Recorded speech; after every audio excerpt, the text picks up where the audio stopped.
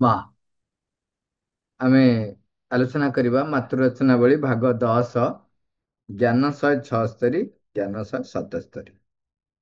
ଜ୍ଞାନ 176 ପ୍ରଭୁ ଲେଖୁଛନ୍ତି, ପଛକୁ ଅନାଇ ଆପଣା ଅତୀତ ଜୀବନ ଉପରେ ଦୃଷ୍ଟିପାତ କଲେ ମୁଁ ଦେଖିବାକୁ ପାଏ ଯେ ଯଦି ମୁଁ ବିଫଳ ହୋଇନଥାନ୍ତି କିମ୍ବା କଷ୍ଟ ପାଇନଥାନ୍ତି, ତେବେ ମୁଁ ଜୀବନର ସର୍ବୋଚ୍ଚ ବରଦାନ ଗୁଡ଼ିକରୁ ଅବଶ୍ୟ ବଞ୍ଚିତ ହୋଇ ରହିଥାନ୍ତି। ତଥାପି ବିଫଳ ହେବା ଓ କଷ୍ଟ ଭୋଗ କରିବା ସମୟରେ ସେହି ବିପର୍ଯ୍ୟୟର ବୋଧରେ ମୁଁ ବିକ୍ଷୁବ୍ଧ ହୋଇ ପଡ଼ିଥିଲି। ଆମେ ତ କେବଳ ଆମର ନାକ ତଳେ ରହିଥିବା ବିଷୟଟି ବ୍ୟତୀତ ଆଦୌ କିଛି ହେଲେ ଦେଖିପାରୁନାହୁଁ ଏବଂ ସେଇଥିଲାଗି ଏହି ସବୁ ତିରସ୍କାର ଏବଂ କୋଳାହଳ କରିବାର ହାତରେ ନିଜକୁ ଛାଡ଼ି ଦେଇଥାଉ। ହେ ନିର୍ବୋଧ ହୃଦୟ ମାନେ, ତୁମେମାନେ ନୀରବ ହୋଇଯାଅ, ଅହଙ୍କାରକୁ ସଂହାର କର, ବିସ୍ତାର ଯୁକ୍ତ ଭାବରେ ଏହି ସମଗ୍ର ବିଶ୍ୱର ପରିପ୍ରେକ୍ଷୀରେ ଦେଖି ଶିଖ ଏବଂ ଅନୁଭବ କରି ଶିଖ। ଜ୍ଞାନ 177। ପ୍ରଭୁ ଲେଖୁଛନ୍ତି, ଏକ ପରିପୂର୍ଣ୍ଣ ବିଶ୍ୱ ଦୃଷ୍ଟି ଏବଂ ବିଶ୍ୱାନୁଭୂତି ହିଁ ଆମକୁ ଯାବତୀୟ ପ୍ରମାଦ ଏବଂ କଷ୍ଟ ଭୋଗରୁ ମୁକ୍ତ କରି ନେଇ ଆସିବ। ମାତ୍ର ଅଧିକାଂଶ ମନୁଷ୍ୟ କେବଳ ଆପଣାର ଅହଂଟାକୁ ଅଧିକରୁ ଅଧିକ ବିସ୍ଫାରିତ କରିବାରେ ହିଁ ସଫଳ ହୋଇଥାନ୍ତି। ଆମେ ଗତକାଲି ପ୍ରଭୁଙ୍କର ଯୋଉ ଜ୍ଞାନ କାରିକା 175 ଆଲୋଚନା କରିଥିଲେ, ସେଥିରେ এই ବିଷୟ ବି ଆମେ ଆଲୋଚନା କରିଦେଇଛନ୍ତି। ଏ ପ୍ରଭୁକୁ ଯୋଉଟା କହୁଛନ୍ତି, ଯଦି ମୁଁ ବିଫଳ ହୋଇନଥାନ୍ତି, ତେବେ କଷ୍ଟ ପାଇନଥାନ୍ତି, ତେବେ ମୁଁ ଜୀବନର ସର୍ବୋଚ୍ଚ ବରଦାନ ଗୁଡ଼ିକରୁ ଅବଶ୍ୟ ବଞ୍ଚିତ ହୋଇ ରହିଥାନ୍ତି। ସେଇଥିପାଇଁ ଆମେ ଅନେକ ପରେ ଅନୁଭବ କରୁ ଯେ ଯାହା ଘଟଣା ଘଟିଥିଲା ତାହା ମୋର ମଙ୍ଗଳ ପାଇଁ ଘଟିଥିଲା ବୋଲି। କିନ୍ତୁ ଯେତେବେଳେ ସେ ଘଟଣାଟି ଘଟୁଥାଏ, ସେତେବେଳେ ଆମେ ସେ ଯୋଉ ବିପର୍ଯ୍ୟୟ ଯୋଉ ବୋଧ ଆମ ଭିତରେ ଆସେ, ସେତେବେଳେ ଆମେ ବ୍ୟତିବ୍ରସ୍ତ ହେଇପଡୁ, ବିକ୍ଷୁବ୍ଧ ହେଇପଡୁ। ତେଣୁ ଆମେ ସ୍ଥିର ନ ରହି ଅସ୍ଥିର ଯେହେତୁ ହେଇଯାଉ, ତେଣୁ ବିକ୍ଷୁବ୍ଧତା ଆସେ। ସେ ପ୍ରଭୁ କହୁଛନ୍ତି, କାହିଁକି ହଉଛି ନା ଆମେ ଏତେ ସ୍ୱଳ୍ପ ଜ୍ଞାନ ଯେ ଏତେ ସ୍ୱଳ୍ପ ଜ୍ଞାନ, ଏତେ ସ୍ୱଳ୍ପ ଅନୁଭୂତି, ତାକୁ ନେଇକି କିନ୍ତୁ ଆମେ ଭାବୁ ଆମର ବହୁତ ଅନୁଭୂତି, ବହୁତ ଜ୍ଞାନ। ସେଥିପାଇଁ ସେ କହିଲେ ଯେ ଆମର ନାକ ତଳେ ରହିଥିବା ବିଷୟଟି ବ୍ୟତୀତ ଆଦୌ କିଛି ହେଲେ ଦେଖିପାରୁନାହିଁ। ତେଣୁ ନିର୍ବୋଧ ହୃଦୟ ମାନେ ଲେଖୁଛନ୍ତି, ନିର୍ବୋଧ ହୃଦୟ ମାନେ ତୁମେ ନୀରବ ହେଇଯାଅ, ଅହଙ୍କାରକୁ ସଂହାର କର। ଆମର ଯୋଉ ଗୋଟେ ବଡପଣିଆ ବଡିମା ଆମେ ଦେଖାଉ ଯେ ମୁଁ ବହୁତ ଜାଣିଛି, ମୋର ବହୁତ ଜ୍ଞାନ ଅଛି, ସେଇ ସକାଶେ ହିଁ ଆମେ ବେଶୀ ଅବ୍ୟବସ୍ଥିତ ହଉ, ବ୍ୟତିବ୍ୟସ୍ତ ହେଇ ପଡୁ ଆଉ ବିକ୍ଷୁବ୍ଧ କରୁ। ଆପଣ ବିଲେଇ ଛୁଆକୁ ଦେଖନ୍ତୁ, ଯେତେବେଳେ ବିଲେଇ ଛୁଆ ଛୋଟ ଛୁଆ ଥାଏ, ସେତେବେଳେ ମା ତାକୁ ଯେତେବେଳେ ଉଠେଇ ନିଏ, ସେତେବେଳେ ସିଏ ପୁରା ନିଥର ହେଇକିରି ଏମିତି ଝୁଲିଥାଏ।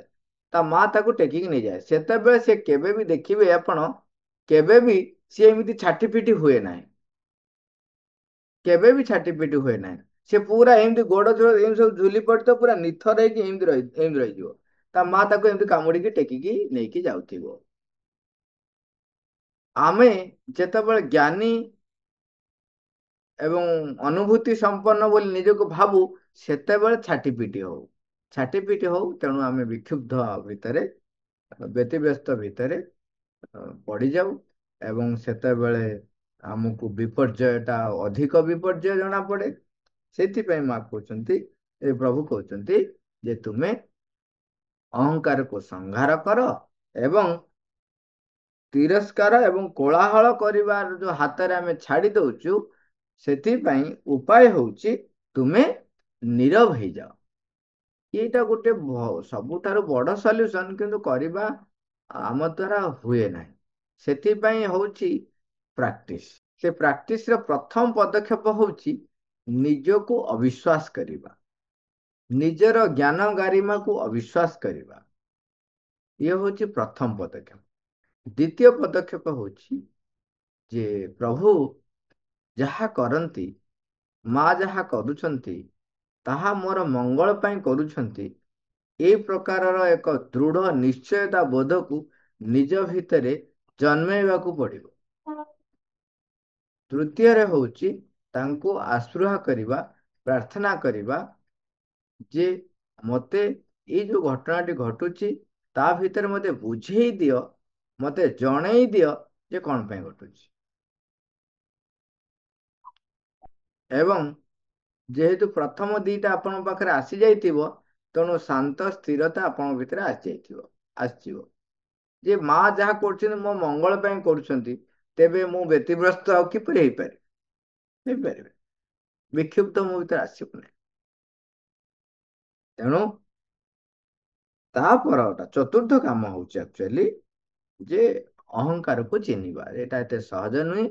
ତାକୁ ବାରମ୍ବାର ବାରମ୍ବାର ମାଙ୍କୁ କହିବା, ମାଙ୍କୁ ଜଣେଇବା, ନାମ ଜପ କରିବା, ମାଙ୍କୁ ଅନ୍ତରରେ ଆହ୍ୱାନ କରିବା। ତା ଫଳରେ ଅହଙ୍କାରର ଯେତେବେଳେ କାର୍ଯ୍ୟ ସେ ଆରମ୍ଭ କରୁଥିବ, ମୁଁ ଜାଣିପାରିବି ଯେ ସେ ଅହଙ୍କାର ଦ୍ୱାରା ମୁଁ ବଶୀଭୂତ ହଉଛି ବୋଲି। ମୁକ୍ତ ହବାକୁ ସମୟ ଲାଗିବ। ମା କୃପା କଲେ ହିଁ ସେ ମୁକ୍ତ ହେଇପାରିବେ, ନହେଲେ ଚେଷ୍ଟା କରିବା କେବଳ।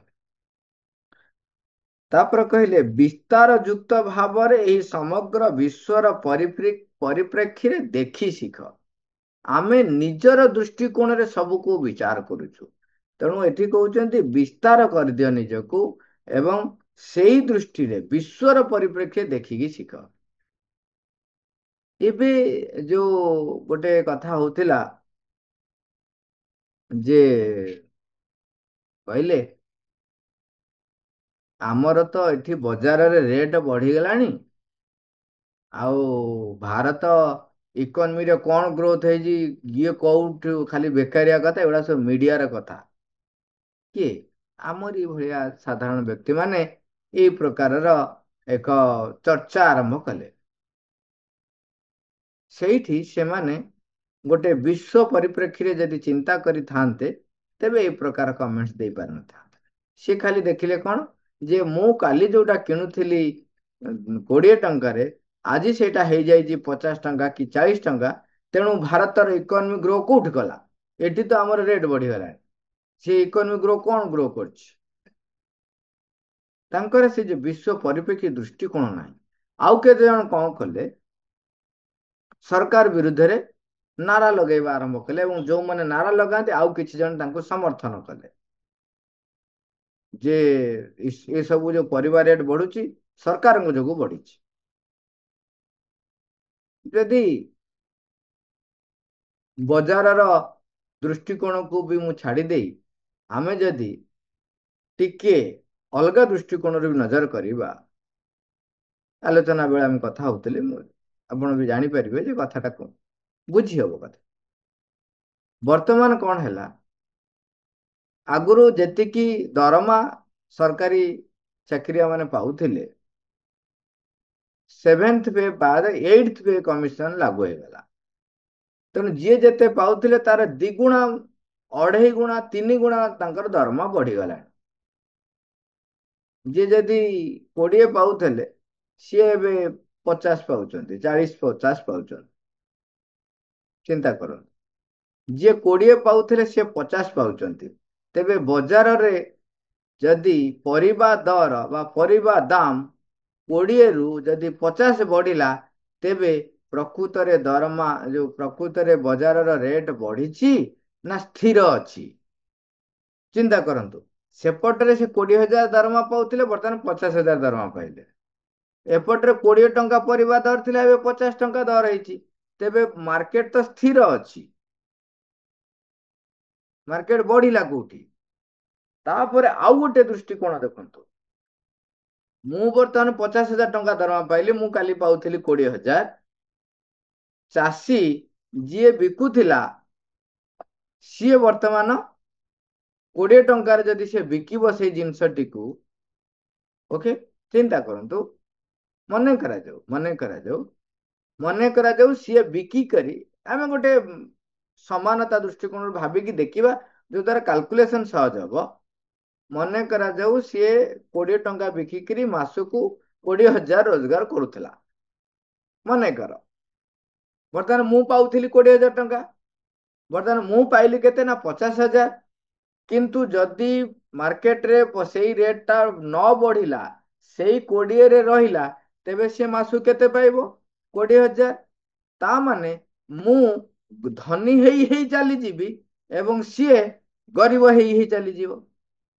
ତେବେ ସେଇ ସାମ୍ୟବାଦୀ ଚିନ୍ତାଧାରା ଲୋକମାନେ, ସେଇ ବାମପନ୍ଥୀ ଧାରର ଚିନ୍ତାର ଲୋକମାନେ ମଧ୍ୟ, ସେଇ ମୁଁ ଆଉ କହୁନି ପାର୍ଟି ଲୋକ ବୋଲି, ସେଇ ଯୋଉ ରାଜନୈତିକ ଦଳ ମାନେ ବି ବିରୋଧ କରୁଥିଲେ, ସେମାନଙ୍କୁ ଏମାନେ ଯୋଉ କହୁଥିଲେ ହଁ ଇଏ ଆମ ପାଇଁ କହୁଛନ୍ତି ବୋଲି, ସେମାନେ କହୁଛନ୍ତି ଏପଟେ ସମସ୍ତେ ସମାନ ଭାବରେ ଗ୍ରୋ କରନ୍ତୁ। ଯଦି ସମାନ ଭାବରେ ଗ୍ରୋ କରନ୍ତୁ, ତେବେ ବଜାରର ପରିବା ରେଟ୍ ଯେତେବେଳେ 20 ଟଙ୍କାରୁ 50 ଟଙ୍କା ହେଲା, ତେବେ ତ ଠିକ କରାହେଲା। ଯଦି ରେଟ୍ ନ କମିବ ମାନେ ନ ବଢିବ, ତେବେ ସେ ଲୋକଟି, ଚାଷୀଟି ଗରିବରୁ ଗରିବ ହେଇ ହେଇଯିବ। ତେବେ ତମେ କଣ ଚାହୁଁଛ? ସାମ୍ୟ ଅବସ୍ଥାରେ ହବ, ସମସ୍ତେ ସମାନରେ ରହିବ ବୋଲି। ତମେ ଯୋଉମାନେ 20ରୁ ଭାଇ 50,000, କିନ୍ତୁ ସିଏ ସେଇ 20,000 ରହିଯାଇଥାନ୍ତା। ତେଣୁ 20,000ରୁ ଯଦି ସେ 50,000 ଯଦି ହେଇଗଲା, ତେବେ ପ୍ରକୃତ କଥା କହିଲେ ରେଟ୍ କିଛି ବଢି ନାହିଁ। ରେଟ୍ ଭାଇ ସେମ ଅଛି, ଯଦିଓ ସେଟା 20ରୁ 50କୁ ବଢିଲା ଭଳିଆ ଦେଖା ଯାଉଛି। କାହିଁକିନା ଆଉ ଗୋଟେ ଆଙ୍ଗେଲ ରହିଛି, ଏଇ ଦୃଷ୍ଟିକୋଣ ବି ଆମର ନାହିଁ। ଆଉ ବିଶ୍ୱ ଅର୍ଥନୀତିର ଦୃଷ୍ଟିକୋଣକୁ ନେଇକିରି ଆମେ ସରକାରଙ୍କୁ ସମାଲୋଚନା କରିବା ଆରମ୍ଭ କରିଦଉ। ମୁଁ କହୁନି ସରକାର ଠିକ କରିଛନ୍ତି କି ଭୁଲ କରିଛନ୍ତି। ଭାଇ ବୋଲି ଯୋଉମାନଙ୍କ ପାଖରେ ଟଙ୍କା ନାହିଁ ସେ ପୁଣି କଣ କରିବେ? ନାଇଁ ନାଇଁ, କମ ଥିଲେ ତ ସେମିତି। ସିଏ ଯୋଉମାନଙ୍କ ପାଖରେ ଅର୍ଥ ନାହିଁ ବୋଲି ଆମେ ଯୋଉ କହୁଛନ୍ତି, ସିଏ ହଉଛି ଆଉ ଗୋଟିଏ ପାରାମିଟର, ବା ସେ ବିଷୟ ନେଇକି କଥାବାର୍ତ୍ତାଟା ଅଲଗା ପ୍ରକାର ହବ। କିନ୍ତୁ କଥାଟି ଆମେ ଦୃଷ୍ଟିକୋଣ କରୁଥିଲୁ ଅର୍ଥନୀତି ଦୃଷ୍ଟିକୋଣ, ଏବଂ ସେଇଥିପାଇଁ ଅନ୍ୟାନ୍ୟ ଯଦି ଦେଖାଯାଏ, ଅନ୍ୟାନ୍ୟ ବହୁତ ଗୁଡାଏ, ଯଦି ଏଟା ସରକାରୀ ସ୍ତରକୁ ଯିବା ଏବଂ ଅର୍ଥନୀତିର ସବୁ ପାରାମିଟରକୁ ଦେଖିବା, ତାହେଲେ ବହୁତ କଥା ଆସିବ। ମୁଁ ବି ସେମିତି ବିଶ୍ୱ ଅର୍ଥନୀତି ବିଷୟରେ ବେଶୀ କିଛି ଜାଣିନାହିଁ। କିନ୍ତୁ ଯୋଉମାନଙ୍କ ପାଖରେ ଧରାଯାଉ ଆପଣ କହିବେ ଯେ ଅର୍ଥ କାହା ପାଖରେ କମ ଅଛି ବୋଲି, ସେମାନଙ୍କୁ ପାଇଁ ସେଇଥିପାଇଁ ଅନେକ ଗୁଡେ ଯୋଜନା ତିଆରି କରାଯାଇଛି।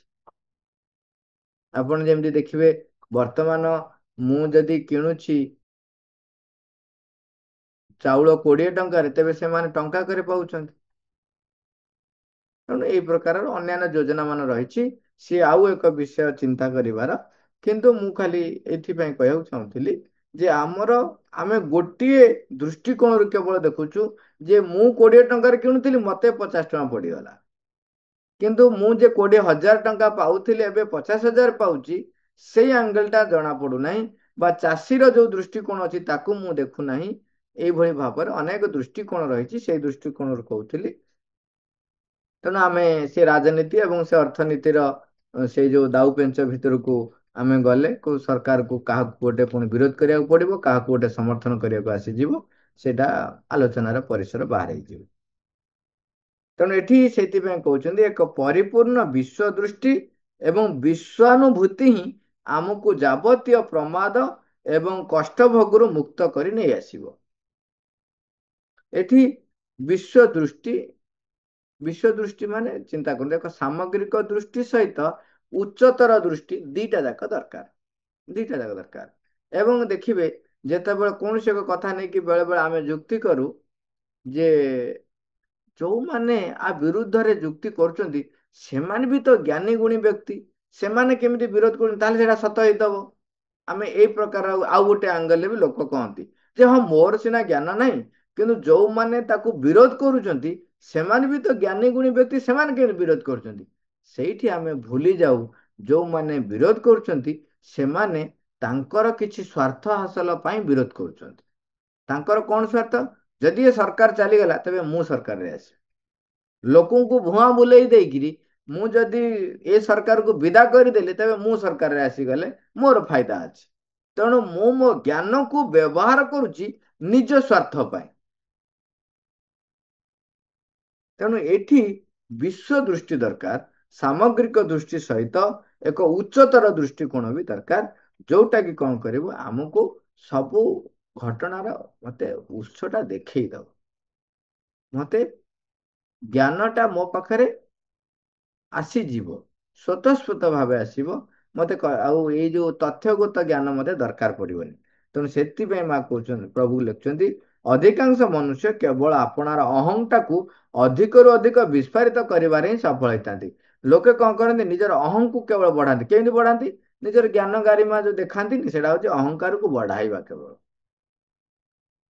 ମୁଁ ସବୁ ଜାଣିଛି, ମୋ ହାତରେ ରହିବ, ମୋ କବଳରେ ରହିବ, ଇତ୍ୟାଦି ଇତ୍ୟାଦି ଏଇସବୁ ଜିନିଷ ଗୁଡିକ ଇଏ କେବଳ କଣ କରେ ନା ଆମକୁ ଅହଂକୁ ବିସ୍ଫାରିତ କରେ।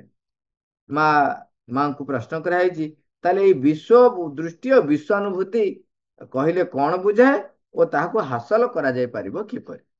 ତାହେଲେ ଆମେ ଏଇ ବିଶ୍ୱ ଦୃଷ୍ଟିକୁ କେମିତି ପାଇବା? ମା ତାର ଉତ୍ତର କହୁଛି, ହଁ, କଣ କହିଲେ, ଏହାର କେବଳ ଏତିକି ଅର୍ଥ ହେଉଛି ଯେ ଆମେ ଯୁଗପତ ଭାବରେ ସମଗ୍ର ପୃଥିବୀକୁ ହିଁ ଆପଣାର ଦୃଷ୍ଟି ସମକ୍ଷରେ ରଖିବା ଲାଗି ସମର୍ଥ ହେବା। ସମଗ୍ରକୁ ଅବଲୋକନ କରିପାରିବାରୁ ଯେଉଁ ଅନୁଭୂତି ସମ୍ଭବ ହେବ ତାହା ହେଉଛି ବିଶ୍ୱାନୁଭୂତି। ଏ କହୁଛନ୍ତି ବିଶ୍ୱାନୁଭୂତି କହିଲେ କଣ ବୁଝିବା? ମା ଲେଖୁଛନ୍ତି ଯେ ଏକ ସମୟରେ ସମଗ୍ର ପୃଥିବୀକୁ ଆମେ ଦେଖିପାରିବାର ସାମର୍ଥ୍ୟ ରଖୁଥିବା। ତାମାନେ ଯେତେ ପ୍ରକାରର ଦୃଷ୍ଟିକୋଣ ରହିଛି, ସବୁ ପ୍ରକାର ଦୃଷ୍ଟିକୋଣକୁ ଆମେ ଦେଖିବା ପାଇଁ ସମର୍ଥ ହେବା ଯେତେବେଳେ, ତାକୁ ବିଶ୍ୱାନୁଭୂତି କୁହାଯାଏ। ସମଗ୍ରକୁ ଅବଲୋକନ କରିପାରିବାରୁ ଯେଉଁ ଅନୁଭୂତି ସମ୍ଭବ ହବ, ସମଗ୍ରକୁ ଅବଲୋକନ କରିବା ପରେ ଯୋଉ ଅନୁଭୂତି ହବ, ତାକୁ ବିଶ୍ୱାନୁଭୂତି କୁହାଯାଏ। ତା କେମିତି ପ୍ରାପ୍ତ ହବା? ନା ସମଗ୍ର ମଧ୍ୟରେ ସକଳ ବସ୍ତୁ ହିଁ ଯୁଗପତ ଭାବରେ ବିଦ୍ୟମାନ ରହିଛି। ଯୁଗପତ ଭାବରେ ତାକୁ ବୋଲ୍ଡ କରାହେଇଛି, ତାମାନେ ସବୁବେଳେ ରହିଛି ବୋଲି ଆମେ ଜାଣି ରଖିବା। ଆଲୋକ ଓ ଅନ୍ଧକାର, ଦୁଃଖ ଓ ସୁଖ, କଷ୍ଟ ଓ ଆନନ୍ଦ ସବୁ କିଛି ରହିଛି, ଯୁଗପତ ଭାବରେ ରହିଛି। ଏବଂ ଏହି ସବୁ କିଛି ଏକତ୍ର ହୋଇ ଶ୍ରଦ୍ଧା ଭକ୍ତିର ହିଁ ଏକ ସ୍ପନ୍ଦନକୁ ଉଦ୍ଭୂତ କରାଇ ଆଣୁଛି, ଯାହାକି ଦିବ୍ୟ ପରମ ସତ୍ତାଙ୍କ ଆଡକୁ ଉନ୍ମୁଖ ହୋଇ ରହିଛି। ଶ୍ରୁତିଗୋଚର ହେଉଥିବା ସକଳ ଶବ୍ଦ ଏକତ୍ର ଓଂ ଶବ୍ଦ ଦ୍ୱାରା ଦିବ୍ୟ ପରମ ସତ୍ତାଙ୍କ ଉଦ୍ଦେଶ୍ୟରେ ସର୍ବୋଚ୍ଚ ଆହ୍ୱାନଟିକୁ ବ୍ୟକ୍ତ କରିବାରେ ଲାଗିଛନ୍ତି। ଠିକ ସେହିପରି ଏଠି ଯୋଉ କଥାଟି କହିଲେ ଯେ ଆଲୋକ ଅନ୍ଧାର, ଦୁଃଖ କଷ୍ଟ, ସୁଖ ଆଉ ଦୁଃଖ, ଆନନ୍ଦ କଷ୍ଟ ଆଉ ଆନନ୍ଦ ସବୁ କିଛି ରହିଛି। ଆମର କାର୍ଯ୍ୟ ହଉଛି ସେଇ ପରମଙ୍କ ସହିତ ଏକୀଭୂତ ହବା, ଯେଉଁ ଦିବ୍ୟ ପରମ ସତ୍ତା ତାଙ୍କୁ ଆବାହନ କରିବା ଏବଂ ତାଙ୍କ ସହିତ ସଂଯୁକ୍ତ ହେଇ ସବୁ କାର୍ଯ୍ୟ, ସବୁ ଦୃଷ୍ଟିକୁ ତାଙ୍କରି ଦୃଷ୍ଟିକୋଣରୁ ଦେଖିବା ପାଇଁ ଆସ୍ପୃହା ରଖିବା, ଚେଷ୍ଟା କରିବା। ଏ ହଉଛି ଆମ ପାଇଁ ବର୍ତ୍ତମାନ ପାଇଁ ଉପାୟ। ଆ ପୂର୍ବରୁ ଆମେ ଯୋଉଟା କଥା ହେଇ ସାରିଛନ୍ତି ଯେ ନିଜର ଅହଂକାର ଆଗରେ ମୁଣ୍ଡ ନ ନୁଆଇ ତାକୁ ଅବିଶ୍ୱାସ କରିବା, ମାଙ୍କୁ ପ୍ରାର୍ଥନା କରିବା, ମାଙ୍କର ଦୃଷ୍ଟିକୋଣ, ମାଙ୍କର କୃପା, ମାଙ୍କର ଅନୁଭୂତି ଯେପରି ମତେ ପରିଚାଳିତ କରିବ, ସେଥିପାଇଁ ନିରନ୍ତର ପ୍ରାର୍ଥନା କରିବାକୁ ପଡିବ। ମା, ଥ୍ୟାଙ୍କ ୟୁ ଅଲ୍ ଓଭର।